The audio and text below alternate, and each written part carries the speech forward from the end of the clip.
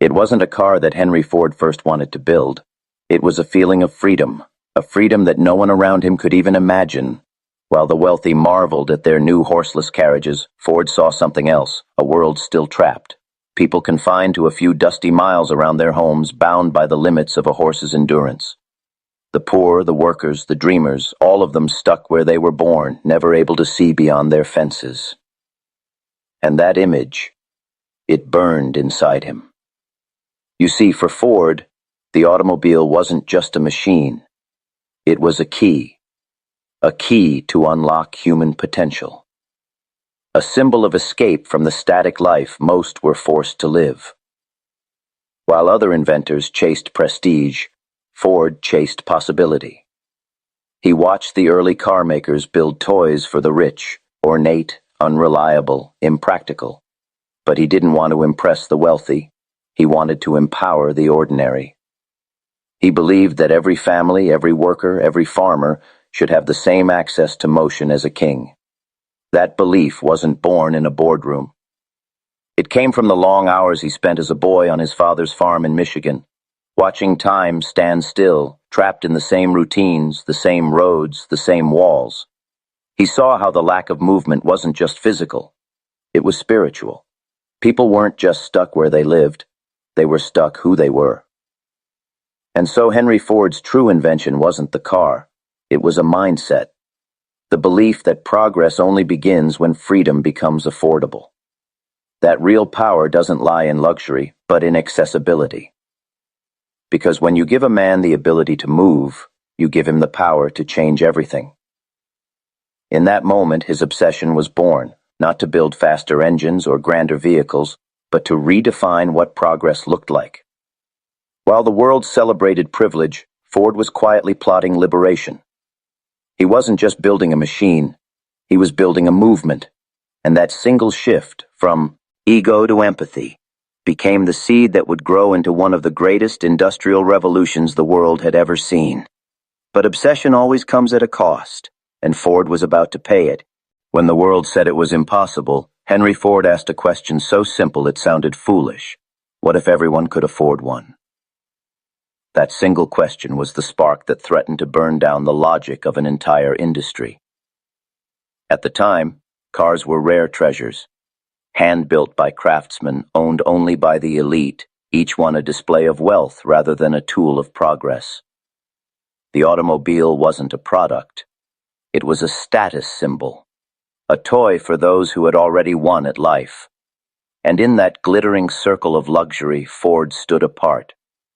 He wasn't dazzled by the gold trim or the roaring engines.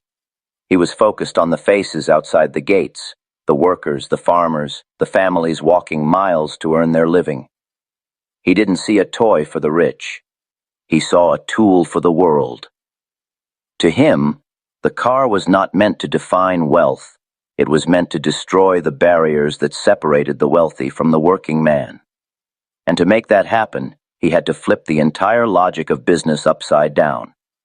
While his competitors asked, "How can we sell to the rich?"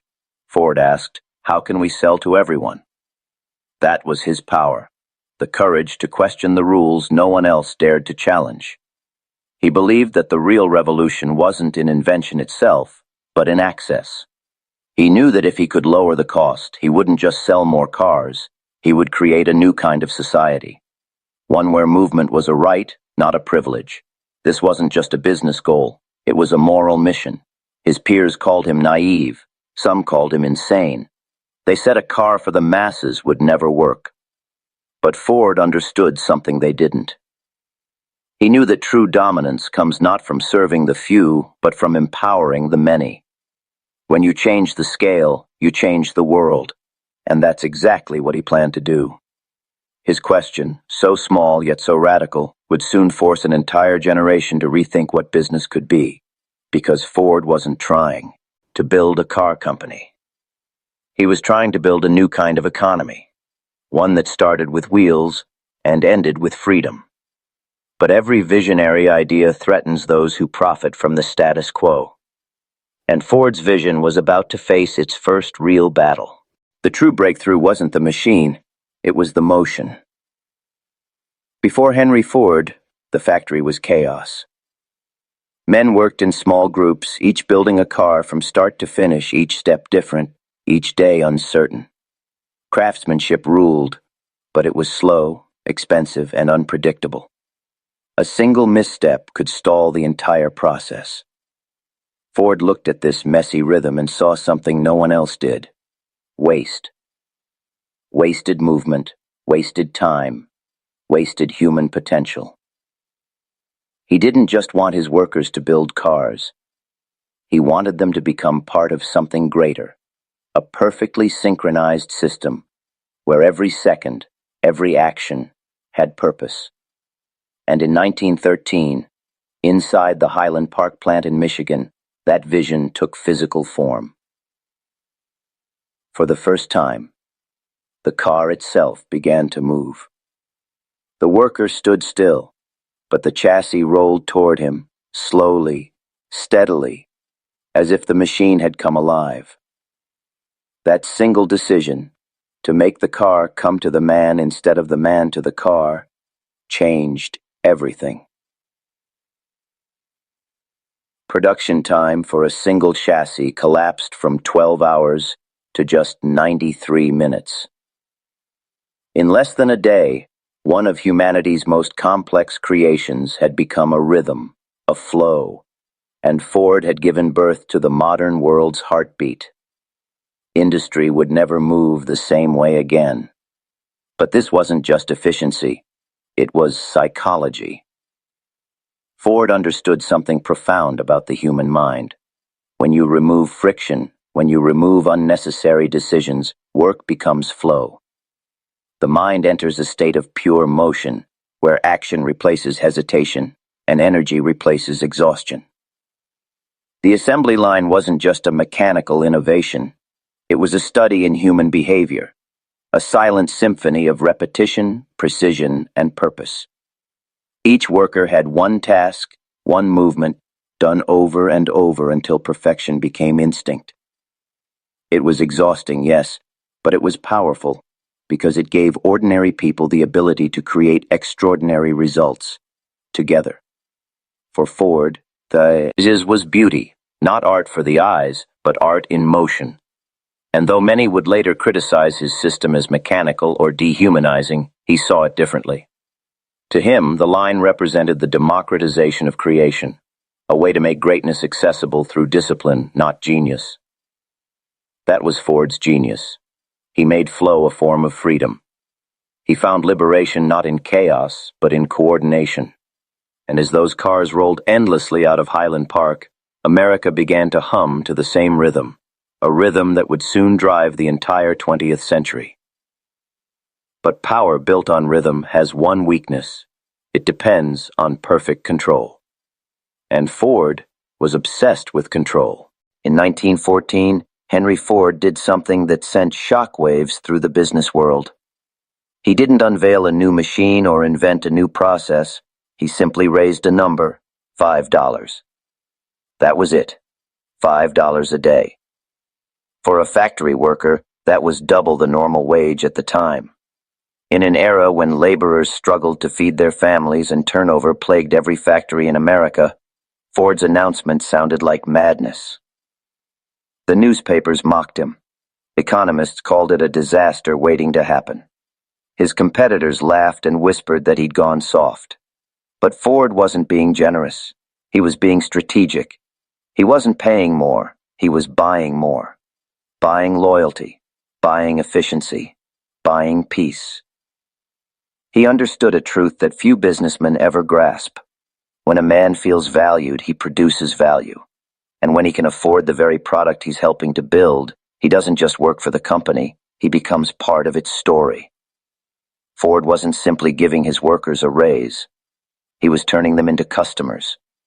Each paycheck became an invitation to participate in the dream they were building with their own hands. That was his quiet genius. The $5 day wasn't an act of kindness. It was a masterclass in psychology.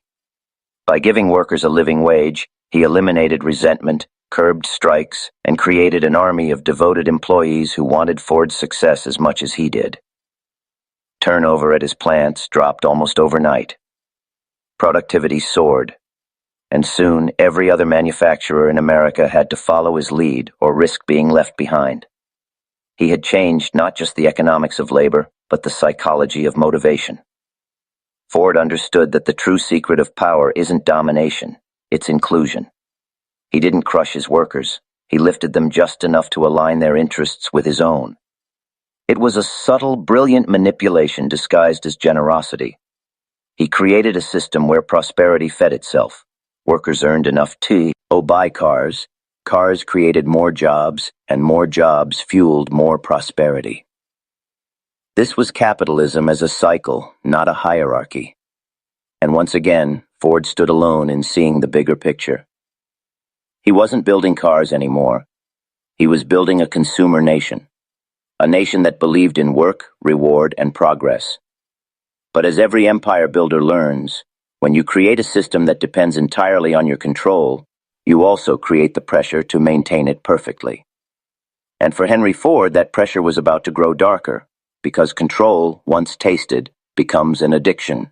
Power has a way of turning visionaries into tyrants, and for Henry Ford, the same obsession that once liberated millions slowly began to imprison them. His dream of perfect motion, of flawless flow, didn't stop at the factory walls. It began to seep into the lives of the very people who powered his empire. Ford believed discipline built greatness, and to him, that discipline had no off switch. He didn't just want efficient workers. He wanted moral workers. He wanted clean homes, sober habits, obedient families. And so he built something unprecedented. A private moral police force called the Sociological Department. Its mission was simple: to inspect not just the worker's performance, but his soul.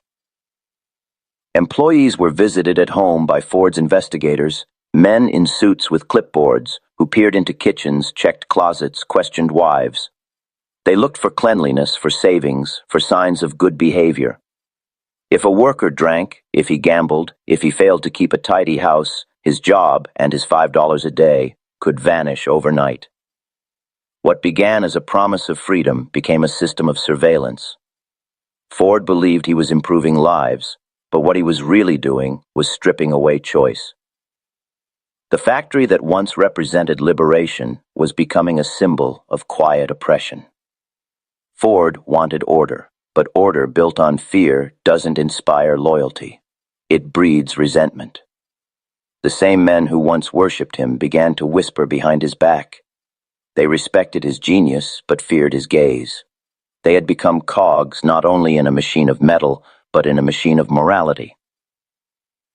This was the shadow side of industrial perfection, the illusion that you could engineer not just production, but people. It was the arrogance of believing that efficiency could replace individuality. And though Ford's factories continued to hum with success, the silence growing beneath the sound of machinery was one of quiet rebellion. Power, once rooted in purpose, had begun to rot in control. And Ford's empire, for all its strength, was showing cracks from within. Because no matter how powerful the system, no matter how strict the discipline, human beings do not thrive under surveillance. They endure it. And endurance, unlike loyalty, always has an expiration date. Ford had mastered the mechanics of progress, but he was about to learn the emotional cost of perfection. Henry Ford's genius was never about adding more. It was about taking away.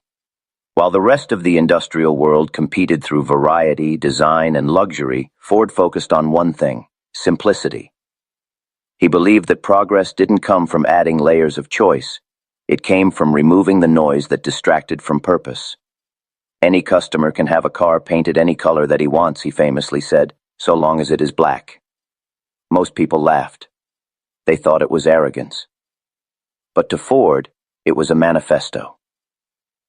That single rule, the insistence on one color, one model, one design, wasn't limitation. It was liberation. By forcing uniformity, he achieved something no one thought possible: mass production on a scale the world had never seen. The Model T became not just a car, but a movement, a symbol of what happens when innovation meets discipline, Ford understood that complexity kills momentum. Every variation, every option, every special request adds friction, and friction is the enemy of flow. So he eliminated it. He didn't build the car people wanted. He built the car they needed. A car strong enough to handle the rough dirt roads of rural America. Cheap enough that a farmer could own one. Simple enough that anyone could repair it. That simplicity made the Model T more than a machine. It made it a companion to progress. Every decision, from using a single type of engine to painting all cars black for faster drying times, was a deliberate strike against inefficiency. And it worked. By 1925, Ford was producing a car every 10 seconds. The Model T was no longer a product, it was a rhythm of life. America's towns, farms, and families began to move together to the beat of Ford's vision. But beneath that brilliance lay a paradox. The same mindset that built his empire would one day limit it, because the world, unlike the Model T, doesn't stay the same forever. And while Ford perfected the art of simplification, others were learning the art of evolution. His devotion to uniformity made him slow to adapt to change, but for now, his philosophy reigned supreme. He had proven a timeless truth. Freedom for the many often demands constraint from the Creator. When you strip away everything unnecessary, you uncover what truly matters, the essence, the purpose, the power. And that relentless pursuit of less was what made Ford not just an inventor, but an architect of modern civilization. But time has a way of testing even the purest ideas, and Ford's next challenge would come not from failure, but from success itself. Success has a strange way of turning into a mirror. It reflects not what you build, but what you believe. And for Henry Ford, that reflection became blinding. The man who once defied every rule of industry became a prisoner of his own creation. The Model T had made him a legend. It had redefined mobility, transformed society, and put the world on wheels. But as the years passed, Ford stopped asking the very question that had built his empire. What's next? He couldn't see that the machine he'd used to free millions was slowly chaining him to the past. While Ford clung to his black Model T, America began to change. General Motors, led by Alfred Sloan, was rewriting the rules of the game. They offered color, style, and choice. They offered cars that appealed not just to need, but to want. They gave people an identity to drive, not just a vehicle to use. And then came the revolution of financing. You didn't need to be rich to buy a GM car. You could pay over time. Ownership became aspiration, and aspiration became desire. Consumers shifted, factory lines shifted, and the world moved on. But Ford didn't. He refused to listen to his own executives, ignored market signals, and dismissed innovation as distraction. He called style frivolous, choice unnecessary, credit dangerous. To him, efficiency was sacred and change was betrayal. But the truth was simpler. The world had evolved, and he hadn't. The company that once produced half the cars on Earth began to lose ground. The man who had democratized motion was now standing in its way. It was a tragic irony. The master of movement had become motionless. The creator of flow had forgotten to flow himself. The Model T, his proudest invention, became his greatest liability. He had built the future, and then refused to live in it. It's one of the most painful lessons in the story of power. What lifts you to greatness can also drag you into decline. When innovation hardens into pride, and belief turns into blindness, stagnation follows silently behind. Success, without evolution, is just the slow death of relevance. And Ford was learning that the hard way. But from the ashes of his rigidity would rise a new vision, a final act that would remind the world who he truly was.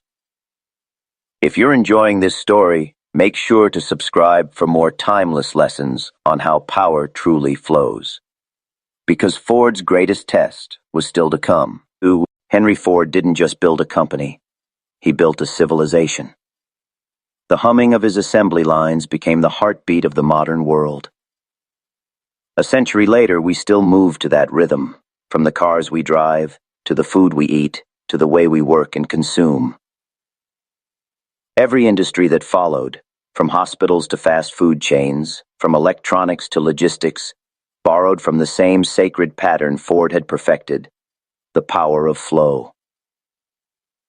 He taught the world that progress wasn't chaos, it was coordination. That wealth wasn't just made in boardrooms, it was built second by second on factory floors. His Model T didn't just create drivers, it created dreamers. It gave rise to a new class, the American middle class, a society defined not by survival, but by aspiration. The highways that cut through the landscape, the suburbs that stretched beyond the cities, the drive to move faster, to build bigger, to produce more, all of it traces back to that one man's obsession with movement. Henry Ford didn't simply manufacture automobiles. He manufactured motion itself. He transformed time into productivity and productivity into power. But like all great visionaries, he was both hero and warning. His brilliance liberated millions, yet his rigidity later restrained him. His vision democratized progress, but also birthed a culture addicted to speed, efficiency, and consumption, the world's first machine-driven civilization. The emotional truth of his legacy is complex. We live in a reality sculpted by his imagination, a world of engines, assembly lines, and endless ambition. A world that still worships the twin gods he helped create, convenience and control. Through his victories and his flaws, Ford left us with a timeless lesson, that the power to reshape history doesn't lie in brilliance alone. It lies in obsession, the relentless drive to see the world not as it is, but as it could be. He proved that one man, with a single idea and an unbreakable will, can bend the flow of time itself. Henry Ford's story is not just the story of an industrialist, it's the story of a mindset, the belief that the impossible can be built, one motion at a time. He didn't just change how we move, he changed why we move. And as engines roar and cities pulse and humanity keeps racing forward, we are all still, knowingly or not, traveling through the world that Henry Ford forged. If you felt the power of this journey, subscribe for more stories of the minds that built the modern age, because their obsessions still move us all. Henry Ford once said, "Whether you think you can or you think you can't, you're right." Those weren't just words. They were the blueprint of his entire life. His story wasn't written by luck or circumstance. It was carved by conviction. By the unshakable belief that imagination, when powered by discipline, can rewrite the rules of the world. He proved that the human mind is the most powerful engine ever built, that the limits we accept are the limits we choose. Through struggle, obsession, and vision, he transformed not only his own destiny, but the destiny of millions. He showed us that power isn't about money or machines, it's about mindset, the courage to see what others can't, and the will to make it real. If this journey into the psychology of power and innovation inspired you, there's more to come. Subscribe to the channel and join us as we uncover the stories of those who didn't just chase success, they built it. Because the minds that forged our world still have lessons to teach us. And like Henry Ford, the next revolution always begins with a single thought: I can,